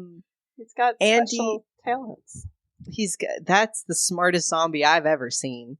And yeah, so Scarlet, this is one of her catchphrases. We gotta save that kid. And I love this too because again, it's because of Andy's heterochromia that he has. They don't say this, but we know it to be true. Because Tammy, the daughter, can go fuck herself also. Because Scarlet is like, we need to keep that boy alive. And never says the same thing about Tammy. And Tammy doesn't have immunity because she doesn't have what? No, heterochromia. What? It doesn't make any sense. So yeah, poor Tammy is just, they don't even, okay. So yeah, infected Dawn goes crazy in the parking garage, and somehow everybody, Scarlet, Andy, and Tammy get back together. So yeah, now things are pouring out into the street. Andy escapes from the infected through the ventilation systems. So yeah, it's Tammy and Scarlet who are running around also looking for Andy. So Doyle and the other rooftop snipers are initially just told to shoot the infected, but then basically it becomes like, that's too hard, just shoot them all. And they're like, okay, cool. And so Doyle's a very good man, capitalized the G in good, so he's not going to do that. And he goes to try to save Andy. So Andy escapes the chaos and the infected, goes into a warehouse. All the other survivors are holed up there, as the military just try to level the ground. But this is, I guess that maybe that seems like something the American military would do. I don't know. The fire bombs? Yeah. It's like, why did they even... Anyway. So, yeah, Doyle, really good white man, the model man, the hero, abandons his post and joins the survivors in the warehouse. So he reunites Andy with Scarlett and Tammy, and Andy tells Tammy that, Dawn is an extra evil zombie. So Doyle offers the kids Scarlett and the other 3 survivors, tells them that they should escape the green zone before the military inevitably just exterminates everybody. And I do like that. I don't know. It's kind of interesting. I liked having these civilians be like, why are they doing this? And Scarlett and Doyle just being like, because they don't actually give a shit about you. That's why. Yeah. I thought that was a cool scene. So Doyle leads the group through the empty streets towards District 1. And it's like you can see the quality differences because this is, London supposedly, but this was done on a set. There's not really any, besides the beginning scene, there's not really anything iconic that shows you that that's where they are. So yeah, now they're also trying to fight off snipers that are just trying to shoot them. The air cavalry arrives to firebomb District 1. Everybody escapes over the perimeter just as the green zone is firebombed and destroyed, and thousands are killed, including fucking Alice. We just see her, strapped to the bed as the fires, go through. Poor Alice. The generals watch District 1 burn from their bunker. But Stone also sees that a large number of infected have survived the firebombing and are escaping into London. As dawn arrives, Doyle and the other 4 survivors travel across an empty and dilapidated London to Regent's Park to be airlifted to safety by Flynn when he comes to Doyle. As Scarlett and Doyle discuss how they ended up turning against the military and how Scarlett saved Tammy and Andy because she believes they may have inherited... No, not they! Him! Inherited his mother's immunity to the symptoms of the rage virus. Tammy and Andy think about all that's happened. Tammy admits she doesn't believe that Alice survived this time. Spoiler alert, no, she did not.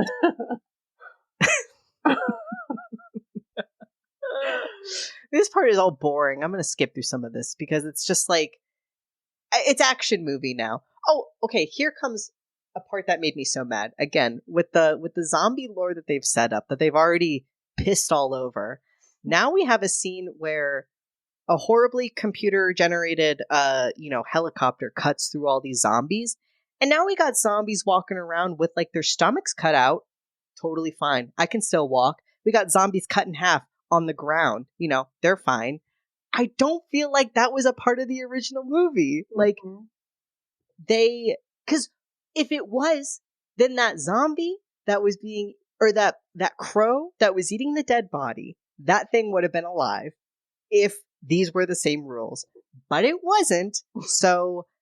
I hate shit like this. It's just like, you made something that was kind of interesting, just very run-of-the-mill. Maybe worse. So yeah, blah, blah, blah. They're killing things. Ugh.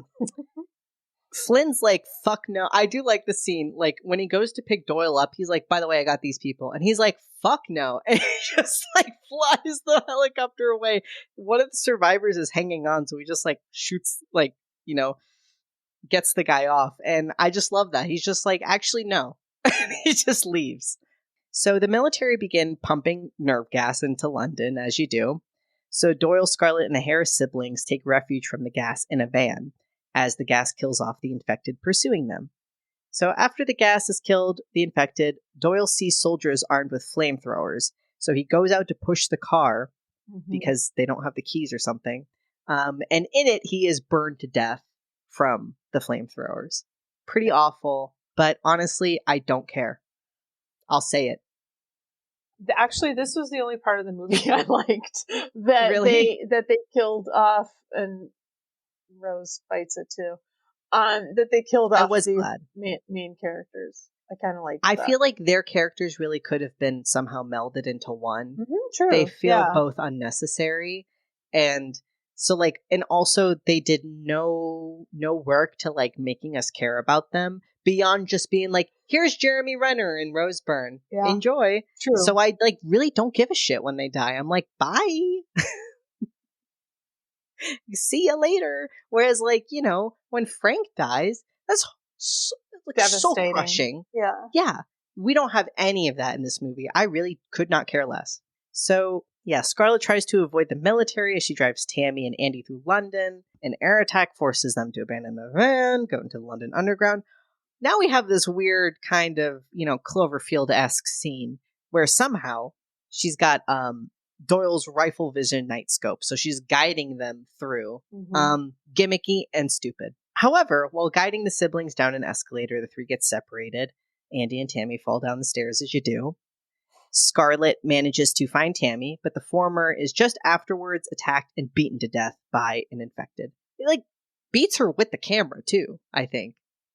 I see this, I remember the scene, it was like the camera, yeah. Okay, yeah. So I guess they can do that. I guess they can do that too. They can use tools. Yeah. They can open doors. And they have superhuman strength, and they don't need all of their body to remain mobile. So it's like, so then what's the scary part? Like, I just, I'm like a zombie lover through and through. I love the genre so much, and I'm just like, you took away everything cool and interesting. They can't just be man eating. Like, that's boring. You have to have something else, like something that nerfs them in a way to make it scarier. That's why like hordes of zombies that are slow but will always catch up to you. That's to me like the scariest thing is they're not intelligent. If you're against one, you'll probably be fine, but you won't ever be up against just one. You'll be up against 500, and that's when you die. That's the cool thing. Anyways. Or like in Train to Busan when they're all running over each other, but they still don't have like thought, you know? No, they don't have motivation. It's just kill. And that movie was really great because they didn't know how to open doors. You turn the light out, it's like putting a cloth over a bird cage, you know? Yeah. You have to nerf them in some way, or else how can you beat, like, what's the point? How can you beat them? Yeah. Right. These guys can, I don't know, hack into governments. So yeah, Andy wanders out to the dark platform. The infected that killed Scarlett comes across and attacks him. So Tammy arrives armed with a rifle. Infected bites Andy. Don't worry, he's fine. Tammy catches the infected's attention. It's Dawn. How he survived and found them, Lord only knows. So Tammy has to shoot her dad and kill him. She cries, wah, wah, wah. It's fine. The world is better off. She says after everything he's done, Dawn should have helped Alice and the kid a few days ago. Andy flees from Tammy into a dark tunnel. Tammy follows him. Andy's fine. She sees that his left eye is turning bloodshot, just as Alice's was, because he has heterochromia. So Andy and Tammy leave and go to Wembley Stadium. They find Flynn. Now he's going to help them. He airlifts the kids to safety. They're out of there. 28 days later, Flynn's helicopter is empty and abandoned somewhere in France with someone calling for help over the chopper's radio. A horde of infected are then shown running out of a metro exit in Paris towards the Eiffel Tower, revealing that the rage virus has now spread to mainland Europe. Great. Mm-hmm. Awesome movie. Just kidding. So bad.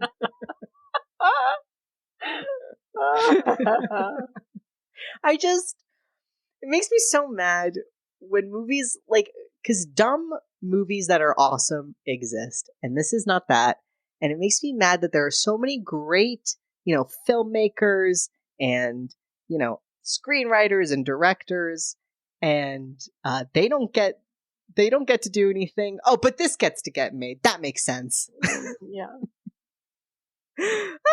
What are your thoughts? I didn't. I, I, I think I fell asleep during part of That's fair. because as you were talking about the plot, I'm like, I don't think I remember this part, and it was in the action. Like, there's just a section where there's just like action,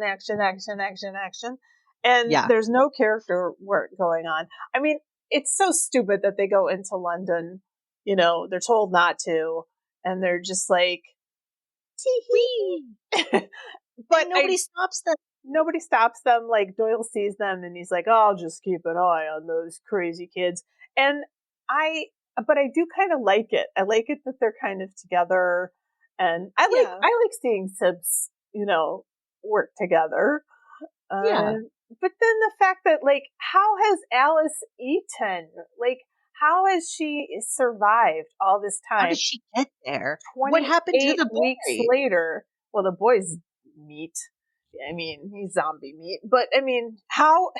I have so many questions. Things that are like, but like, what was the point then? It's like, what was the point then of her ever meeting that little boy? Like, if he's not even going to be alive, you know, I just thought that was so weird to just kill the kid off, you know? Like, I knew Alice was going to live. I was like, no way she's going to stay dead, you know? His decision will come back to bite him in some way. But like, the kid is just dead. I don't know. Yeah, the kid's just dead. It just felt so... all of it's dumb. It's all dumb. You know, it's all real dumb. Yeah. Yeah. And, I mean, Idris Elba's... all he does is, like, glare at, you know, Rose Byrne and, like, no, you can't do this. Just don't do it. It's like, well, okay, I guess. Kill them all. Yeah. That's it. Kill them all. And it's like, he has played this, like, a similar type character before. But you know where it was done really well was Pacific Rim. Yep. Like, there, he is a kind of, like, military-esque figure in authority who's very, you know, stoic. Oh, but he has a character. And he's got feelings. And he's got, you know, relationships and people that he knows. No, not in this one. Like, in this movie, so many times you're just supposed to be like, well, that's Idris Elba, so of course, you know? Yeah, and same with Rose Byrne. Well, same with Jeremy. All of them. Like, none of them have a character, really. I mean, Jeremy Renner and Harold Perrineau have this, like, jokey friendship, but they don't have a character. Like, we don't know anything about them. Yeah, it's terrible. It's like the only person with a somewhat interesting character is Robert Carlyle. And even then, I wish they would have done something a little bit. But like, he's just... Because the idea of somebody, like you said, like leaving, you know, something... I think it has been made into interesting things, you know, and that is an interesting topic. And I don't mind that they had him do that. But then it's just like, so is he just the worst guy ever? Like... And at least make it interesting. No, I don't think he's the worst guy ever. Like, I think he's just not a good guy. Yeah. But that's not that interesting. I think if you're going to turn him into, like, the biggest, baddest infected, you know, he should have been, like, totally corrupt. Like, when he's, like, laughing when he, like, runs away from his wife or something. I mean... And the way he brutally kills her is just so... It's too much. It's so upsetting. It's awful. And it's like, they seemed very loving in the very first scene. That's what made no sense, is like, it seemed for him like no hesitation. Like, like he thought for about 2 seconds, should I save her? And then he went, nope. And left. And like, 5 seconds ago, like, it's whiplash for us, the viewer, because you open the movie with them being a loving couple and talking about how excited they are to see their kids. So it makes no fucking sense that this man would now be like, actually, she can go fuck herself and I'm gonna go live. It would have been so much more interesting if the kids thought that they had this, like, really loving relationship, but actually the parents, you know, deeply resented each other and couldn't stand being holed up in this cottage together. And that's why he didn't save her.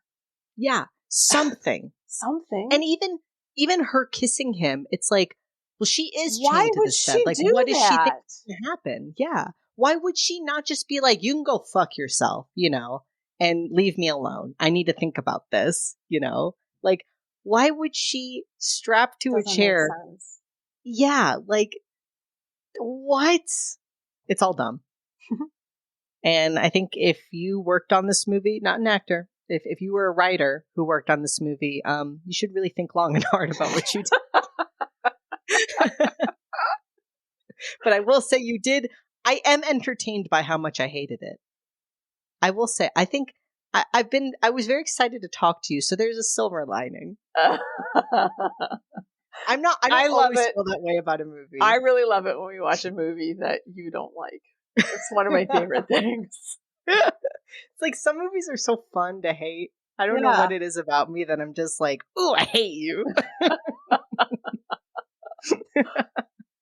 So I guess I'll say that. It's like, I wouldn't say it's a good movie or even that you should watch it, but you might have a spirited hatred of it.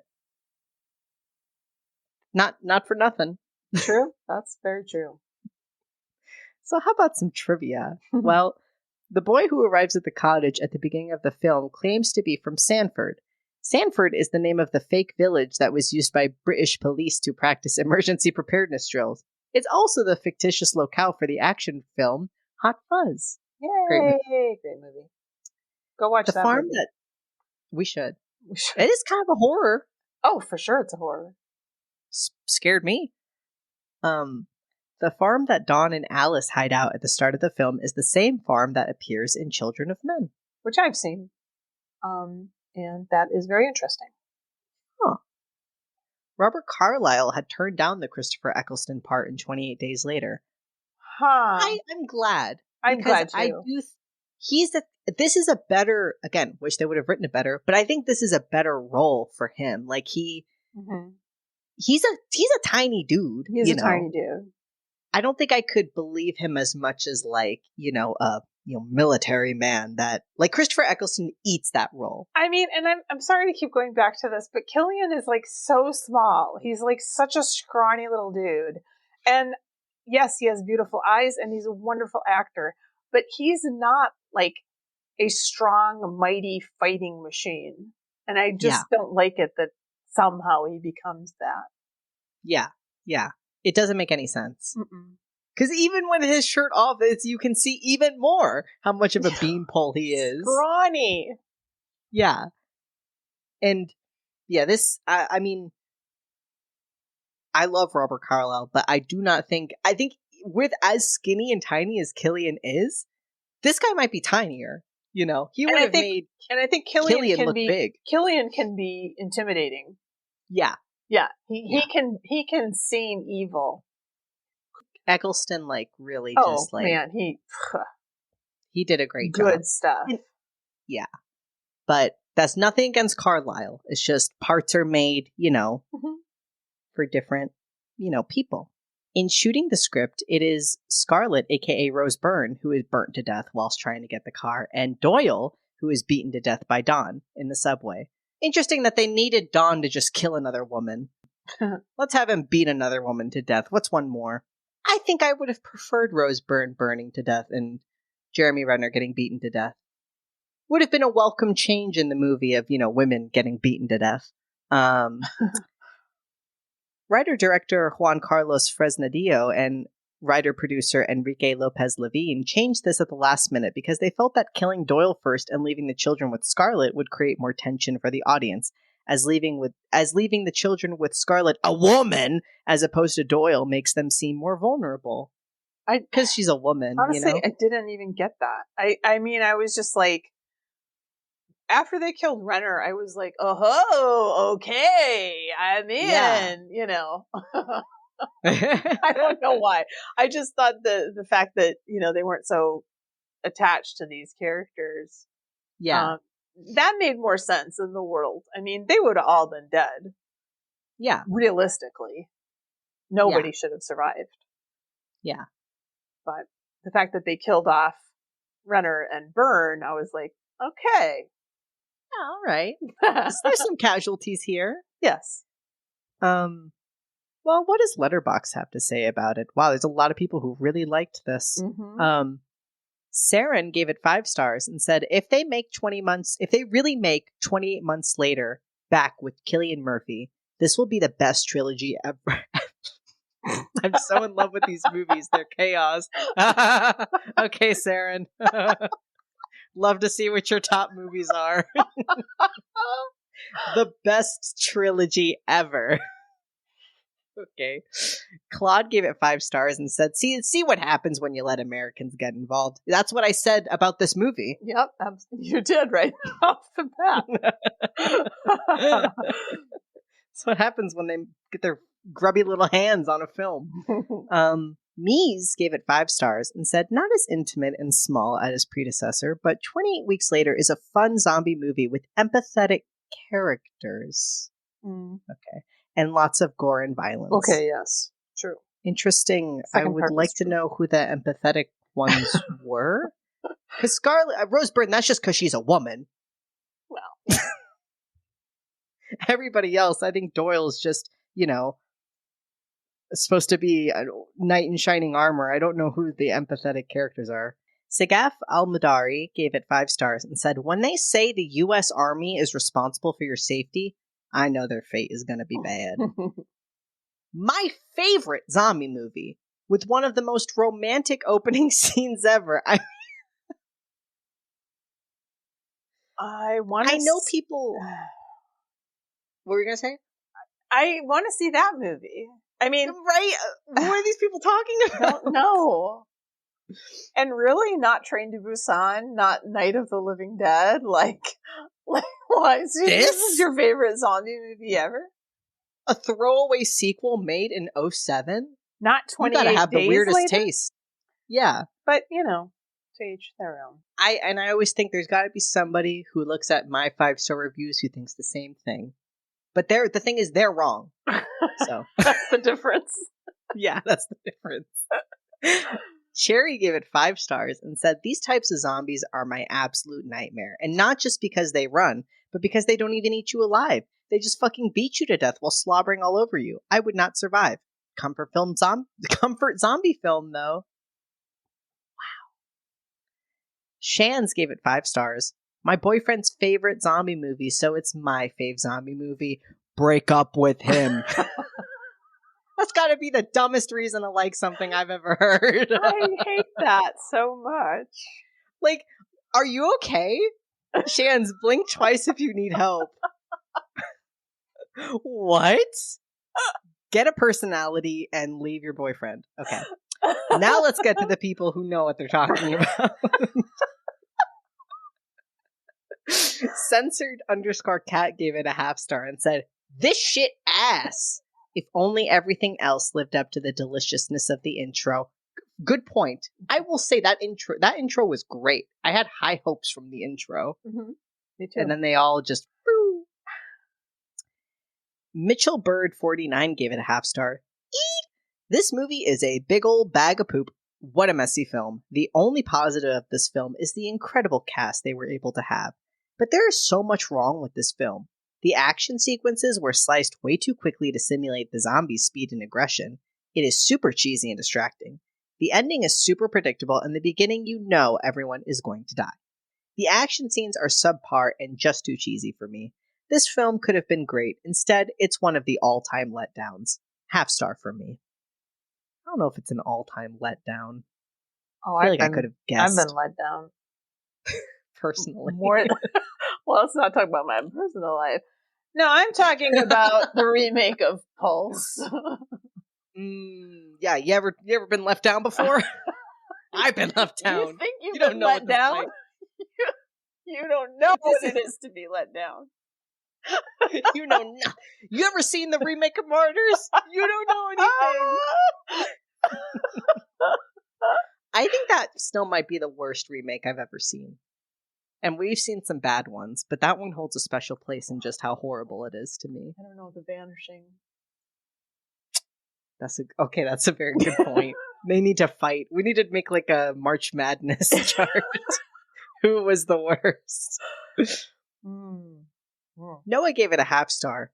This was stupid as fuck. I need to stand strong in my stance of never watching sequels. Jeremy Renner is an abomination. What did he do to you? I will say, though, I was going to say this earlier, but I didn't. And listen, no disrespect. I know he's like going through a lot right now. So, Jeremy, if you're listening, shut it off. Shut the podcast off. I don't think he's a good actor. I've never thought it. I've never enjoyed him in anything. It's not even that I hate him. It's that I think absolutely nothing of him. It's kind of similarly to Rose Byrne. They were kind of perfectly matched because a lot of times I'm just like, I'll defend Rose Byrne. She can be very funny. If you ever see her in a comedy, she is okay. She's very funny. Okay. No, I think she's a strong actor. I think in these roles, though, she's a little bit weak. She's just so bland. Like, there's nothing going on with her. Also in X-Men First Class, she kind of plays like a very similar role. And again, just very like, oh, all right, you're here. Now tell me, can zombies drive cars? So why the hell would you be shooting at a moving car? I have a massive headache from the shaky-ass camera scenes. Not sure that was necessary at all. Seeing Imogen Poots was the only redeemable quality of this, but it still isn't worthy of anyone's time. Skip. Imogen is another actress who I'm just like, okay, when I see her, not to be rude, but Zaya Machine gave it a 0.5 star and just said, dumb kids. That's the biggest takeaway. They were probably the smartest ones in the film. Well, how would we rate it? Oh, God. I'm going to rate it in betrayals. I'm going to give it half a betrayal. Really? I hated this movie. It's so one betrayal. I'll give it one betrayal. I'll give it 1.5. Okay. I just feel like I didn't like it, and I do think I fell asleep. Well, yeah, I definitely have seen this movie before, but the thing is, I don't remember seeing it, but there was some, like, the scene with him and Alice in the, with him killing her, I was like, oh, I've definitely seen this movie then, but, like, I couldn't remember it because it's so forgettable. Yeah, I mean, I didn't like it. I'll never watch it again. I would never recommend it to anybody. Never in my life. Favorite scene? Credits. Just kidding. I will say the opening is the only good part. The opening scene is good. Yeah. Who wins the You Fool Award? Alice, forever marrying Don. Oh my God, I know. Your biggest mistake. Your biggest life's mistake. You should have had the kids, left him. I know. That's it. That's what you should have done. Terrible. Well, Mac, should we shut this one down? I think we've said all we can say. Don't watch it, and then some. You have to go out of your way to rent it, at least in the U.S. So just save your money. $6. No. Garbage. And I don't even get to keep it. That was a fleeting moment I got to have with this movie, and I paid $6 for it. So many better ways to spend $6 in this world. Yes. Well, thank you, Mac, for having this conversation with me. And thank you, WoHos, for joining us for this episode and for all your support. It means the world of horror to us truly. I want to shout out a WoHo who's been in touch recently. Jerry, hey, really love it when you message us on Instagram. We love Jerry. Love you, Jerry. And any other WoHos who want to get in touch, be like Jerry. Yeah, be like Jerry. Be awesome. Next time, Mac's picks involve urban legends. We will be looking at La Llorona from Guatemala and Candyman 1992 from the US. We would welcome your support in the form of a 5-star review or thumbs up on your preferred listening platform, but we will settle for you telling all your friends all about us. Mac, what do you have going on? Well, you can follow my art, Instagram, Twitter, and Tumblr at Macaritaville. I just post my art there. Would love for you to look at it. And stay tuned, WoHos, because there's something very special coming to you from Mom and Mac Industries very soon. Also wanted to let people know that on the Quinnisodes, I'm really gunning for a double feature of A Clockwork Orange and The Parallax View. So stay tuned for that. And remember, WoHos, we love you, and don't go into the basement.